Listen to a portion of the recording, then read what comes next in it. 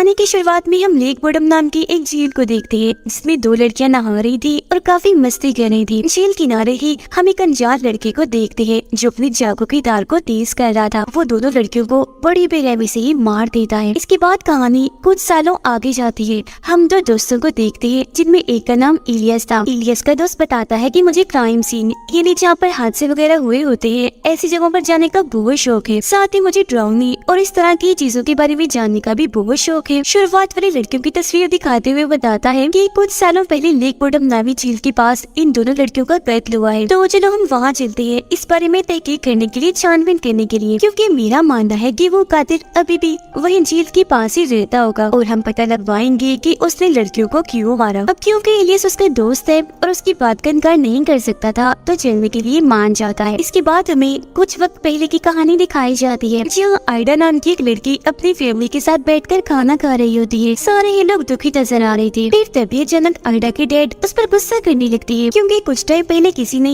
Aida की बेहोशी वाली तस्वीरें इंटरनेट पर डालकर वायरल कर दी थी, जिस वजह से उसके डैड परेशान रहने लगे थे क्योंकि उनकी फैमिली की काफी बदनामी हो रही थी। फिर कहानी वापस से प्रेजेंट टाइम में आ जाती है जहाँ आइडा से मिलने उसकी दोस्त आती है और उसे समझाती है कि तुम पुरानी बातें भूलकर अपनी जिंदगी को अच्छे से गुजारो, नई शुरुआत करो। फिर मैं भी उन दोनों के साथ लेक बोर्डम पर जा रही हूँ, तो चलो तुम भी हमारे साथ, बहुत मजा आएगा और तुम्हारा मूड भी अच्छा हो जाएगा। तो इस पर आइडा मान भी जाती है। आइडा के घर के बाहर इलियस और उसके दोस्त को गाड़ी में देखते हैं जो उन दोनों को लेने आए थे और इंतजार कर रही थी और ये चारों लेक बोर्डम की दी निकल जाते हैं। जहाँ ये पहुँच तो जाते हैं पर वहाँ से आगे जाने का रास्ता एक जंजीर से बंद किया हुआ था। दरअसल उन लड़कियों के कत्ल की बात से ही पुलिस ने इस झील पर लोगों का आना बंद कर दिया था। पर इलियस जंजीर तोड़ने का कहता है जिसे तोड़कर ही आगे निकल आते हैं। झील के पास पहुँच ही गए थे और वहाँ टेंट लगाने लगते हैं। फिर रात को आइडा और इलियस का दोस्त आग के पास बैठकर बातें कर रहे थे जहाँ वो आइडा को यहाँ हुए दोनों लड़कियों के खून के बारे में बता रहा होता है, जिस पर वो कहती है कि हाँ मैंने भी सुना था इस केस के बारे में। तभी उनके दोनों दोस्त भी वहाँ आ जाते हैं। यहाँ इलियस का दोस्त उन सबको बताता है कि मैंने उस कातिल के बारे में थोड़ी रिसर्च छानबीन की है, जिससे मेरा मानना है कि वो खूनी इस जगह को अपना घर समझकर यहाँ से बहुत प्यार करता है। जैसे हम लोगों को अपने घरों में कोई अनजान शख्स अच्छा नहीं लगता, वैसे उस खूनी को भी यहाँ आने वाले लोग पसंद नहीं है, बुरे लगते हैं। इसीलिए यहाँ आने वाले लोगों पर पहले वो नजर रखता है, फिर मौका देखते ही उन्हें मार देता है, वो भी काफी बेरहमी से, ताकि कोई दोबारा यहाँ आने की गलती ना करे। और अगर वो यहाँ रहता हुआ तो जरूर छुपकर वो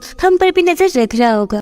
टेंट में सोने के लिए जाने लगती है पर तभी आइडा की नजर झील की दूसरी तरफ जाती है जहाँ टॉर्च लाइट जल रही थी और उसका रुख इनकी तरफ ही था। उसे शक होने लगता है तो इस बारे में खुशी बताती है पर इलियस का दोस्त कहता है कि घबराओ नहीं, वहाँ कोई नहीं है और वैसे मेरा नहीं ख्याल कि हमारे अलावा यहाँ कोई और आया भी होगा, तो परेशान ना हो, चलो सोने चलते। अब वो तो सोने के लिए चला जाता है पर आइडा नहीं जाती बल्कि वो तो नहाने के लिए झील में चली जाती है। उसे तभी महसूस होता है जैसे कोई उस पर नजर रख रहा है। वो जैसे पीछे मुड़कर देखती है तो वहाँ इलियस था जो उसे नहाते हुए देख रहा था। उसकी हरकत आइडा को पसंद नहीं आती तो वो उसे बुरा भला कहकर टेंट में आ जाती है। फिर आधी रात को जब ये चारों सो रही थी तो आइडा को दोबारा से किसी के होने का एहसास होता है, तो इस बारे में वो अपने दोस्त और इलियस को बताती है। तब इलियस चेक करने बाहर जाता है पर काफी देर गुजर जाने के बाद भी जब वो वापस नहीं आता तो इन तीनों को परेशानी होने लगती है। वो उसे आवाज भी लगाते हैं पर आगे से कोई जवाब नहीं आता। काफी ज्यादा वक्त गुजर गया था, वो अभी तक वापस नहीं आया। पर तभी अचानक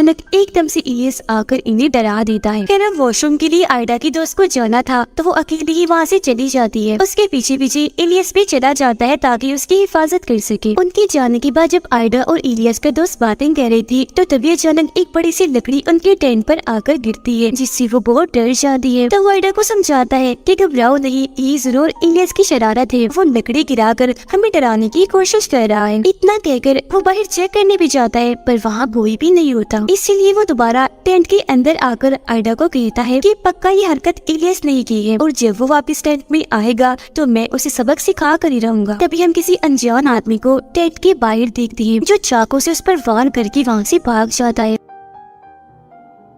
आयडा जब उसके मुंह से खून निकलता हुआ देखती है तो काफी डर जाती है और टेंट से बाहर आकर अपने दोस्तों को आवाज लगाकर बुलाने लगती है मदद के लिए। वो दोनों जब आयडा की आवाज सुनते हैं तो फौरन टेंट के पास आ जाते हैं। हालत देखकर काफी घबरा जाती है क्योंकि वो काफी जख्मी खून में लथपथ था। उन्हें कुछ समझ नहीं आती कि किसने किया होगा और अब हमें क्या करना चाहिए। ये तीनों उसकी जान बचाने के लिए जंगल से बाहर जाने लगते हैं। जिस दौरान आयडा की दोस्त गिर जाती है। उसका पैर काफी जख्मी हो गया था, अब वो आगे नहीं बढ़ सकती थी, इसलिए उन दोनों को ही वहाँ से आगे बढ़ने का कहती है। तो वो दोनों ऐसे ही करते हैं, उसे वही छोड़कर मदद मांगने के लिए आगे बढ़ जाती है। रास्ते में इलियस उससे कहते हैं कि काफी वक्त से मैं तुमसे अकेले में बात करना चाह रहा था। जो तुम्हारी बदनामी हो रही थी वो वायरल तस्वीरों वाली, मैंने उसके बारे में छानबीन की थी, जिससे मुझे पता चला कि बेहोश होते वक्त तुम्हारी तस्वीरें किसी ने बनाई ही नहीं, बस तुम्हारी बेइज्जती करने, तुम्हें बदनाम करने के लिए ऐसी अफवाह उड़ा दी। अगर तुम्हें मेरी बातों पर यकीन नहीं है तो कभी तुम्हारी वो तस्वीरें तुम तक क्यों नहीं पहुंची और तो और मेरे पास भी कभी नहीं आई जिस बारे में छानबीन कर रहा था। सिर्फ यही नहीं बल्कि पुलिस को भी तुम्हारी इस तरह की कोई तस्वीर मिली ही नहीं, क्योंकि ऐसी कोई तस्वीरें है ही नहीं। इलियस सब ये सारी बातें बता ही रहा था कि तभी पीछे से कोई नकाब पहना इंसान आकर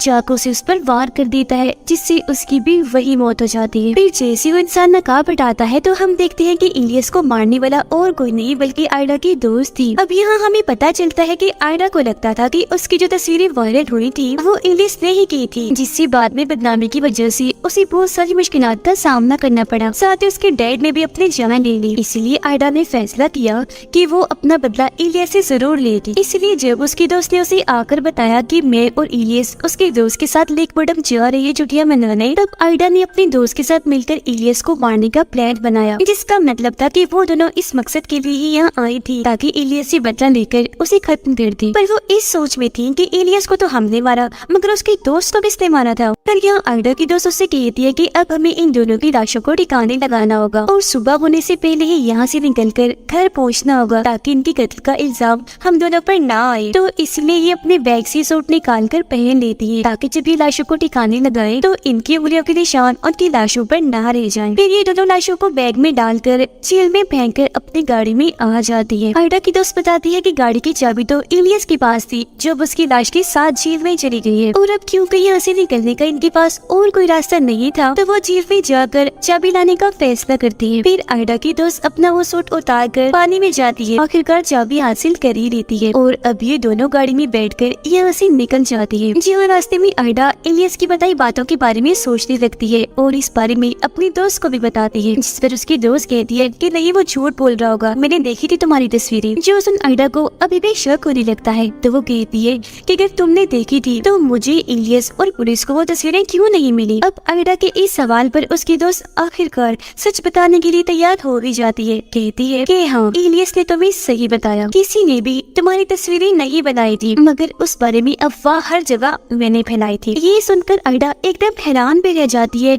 साथ ही काफी टूट भी गई थी क्योंकि उसकी अपने दोस्त ने उसे बदनाम किया था। तो इसीलिए वो उससे पूछ लेती है कि आखिर तुमने ऐसा क्यों किया, मैं तो तुम्हारी दोस्त थी। जिस पर उसकी दोस्त इसकी वजह बताती है कि स्कूल में तुम इलियस के काफी करीब होती जा रही थी, साथ ही जब भी तुम मुझसे मिला करती थी हर वक्त बस इलियस की बातें करती रहती थी, जिससे मुझे लगने लगा कि अगर ऐसा ही चलता रहा तो तुम्हारी दोस्ती इलियस से हो जाएगी और अगर तुम दोनों दोस्त बन गए तो तुम मुझसे दूर चली जाओगी। तो इस वजह से तुम्हें इलियस से दूर करने के लिए मैंने एक प्लान बनाया। तुम जब पार्टी में आई तो मैंने तुम्हारे जूस में दवाई मिला दी जिससे तुम बेहोश हो गई। तुम्हें कमरे में लिटाने के बाद मैंने बाहर आकर तुम्हारी वो तस्वीरों वाली अफवाह उड़ा दी। पर आयडा मैंने ये कभी नहीं सोचा था कि मेरे ऐसा करने से तुम्हारी जिंदगी में इतनी मुश्किलें आ जाएंगी।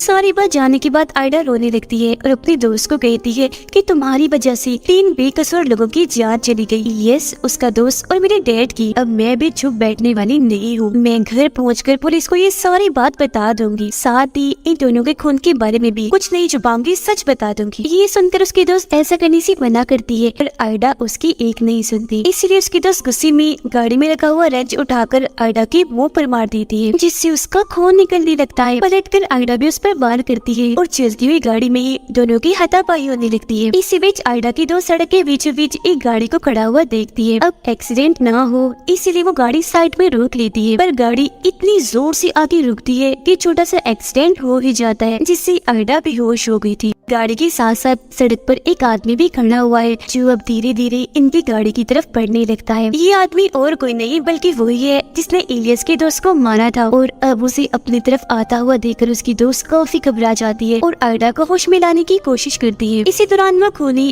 गाड़ी के पास आ ही गया था। टॉर्च मारकर जब वो गाड़ी के अंदर उन दोनों को देखता है तो एक जंजीर से उनकी गाड़ी अपनी गाड़ी के साथ बांध लेता है। उसे टो करने के लिए खींचकर अपने साथ ले जाने के लिए अपनी गाड़ी में बैठकर काफी तेज स्पीड में गाड़ी चलाकर उनकी गाड़ी को भी वहाँ से ले जाने लगता है। अब तक आयडा को भी होश आ गई थी। दोनों काफी डर जाती है और इस मुसीबत से कैसे निकलना है इस बारे में सोचने लगती है। तब उसकी दोस्त कहती है कि तुम गाड़ी के पीछे वाले दरवाजे से कूद जाओ, बाद में मैं भी ऐसे ही करूंगी। और अब जैसे आयडा पीछे आकर कूदने ही वाली थी कि तभी एकदम से उनकी गाड़ी उछलकर पलट जाती है। अब उनका काफी बुरा एक्सीडेंट हो गया था जिस वजह से दोनों ही लड़कियां काफी जख्मी हो जाती है। उस कातिल की गाड़ी भी रुक गई थी इसलिए वो दोबारा से उनकी तरफ आने लगता है। अब तक आयडा को भी होश आ गई थी। वो अपने दोस्त को भी होश में लाकर वहाँ से भागने का कहती है पर उसकी दोस्त आयडा को अकेले यहाँ छोड़कर जाने से मना करती है, जिस पर आयडा उसे समझाती है कि मैं बहुत जख्मी हूँ, तुम्हारे साथ नहीं आ सकती, प्लीज जाओ यहाँ से, भाग जाओ। अब उसकी ये बात सुनकर आखिरकार वो मान ही जाती है। जंगल की तरफ भागने लगती है। उसे खूनी ने भी देख लिया था तो वो अपने डॉग को उसके पीछे लगा देता है। यहाँ हमें इस खूनी का चेहरा दिखाया जाता है जो और कोई नहीं बल्कि वही आदमी है जिसे हमने शुरुआत में भी देखा था, जिसने उन दोनों लड़कियों का भी खून किया था। असल में इलियस के दोस्त ने जो अफवाहें इस जंगल और इस खूनी के बारे में सुनी थी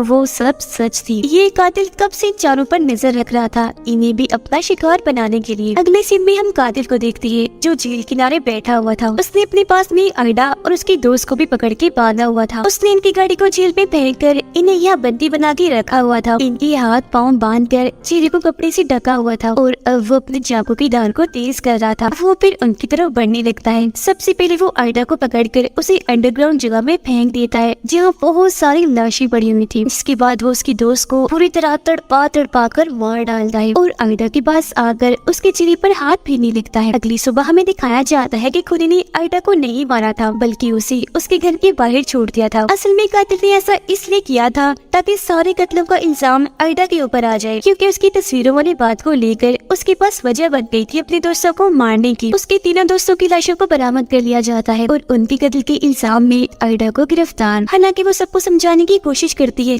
कि मैंने ये सब नहीं किया बल्कि लेक बोर्डअप के कातिल ने किया है, पर कोई भी उसकी बात पे यकीन नहीं करता और उस बेकसूर को ही दोषी ठहराया जाता है, जबकि असली कातिल इस तरह से बच गया था और अब भी आजाद घूम रहा था। खैर इसके बाद हम कुछ दोस्तों को उसी झील के पास देखते हैं जो पार्टी करने के लिए आए थे, जो हर बार की तरह खूनी ईद पर भी छुप के नजर रख रहा था। अब ये ग्रुप ही उस कातिल का अगला टारगेट है और इससे भी हैरत वाली बात कि ये एक सच्ची कहानी थी। और इसी के साथ ये फिल्म इधर ही खत्म हो जाती है।